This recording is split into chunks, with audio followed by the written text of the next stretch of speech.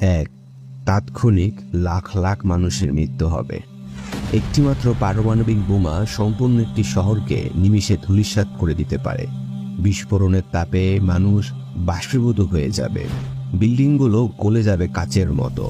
আগুনের এক বিশাল ঝড় তৈরি হবে যা আশেপাশের সবকিছু পুড়িয়ে ছাই করে দিবে। 2, নিউক্লিয়ার উইন্টার বা পারমাণবিক শীত শুরু হয়ে যাবে। পারমাণবিক বিস্ফোরণের ধোঁয়া ও ছাই বায়ুমণ্ডলে ছড়িয়ে পড়লে সূর্যের আলো পৃথিবীতে পৌঁছাতে পারবে না। এর ফলে তাপমাত্রা হঠাৎ করে 10 থেকে 20 ডিগ্রি সেলসিয়াস পর্যন্ত কমে যেতে পারে।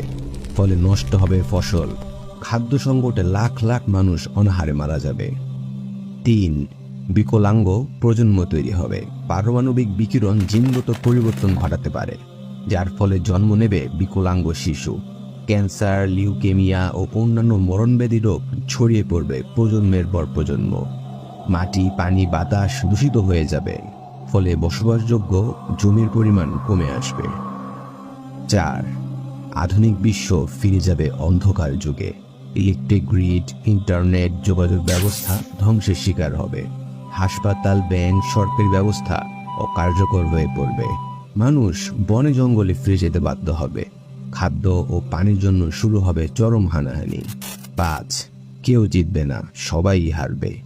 পারমাণবিক যুদ্ধে জেতার মতো কেউ থাকবে না। বিজয়ী ও পরাজিত সবাই ক্ষতিগ্রস্ত হবে।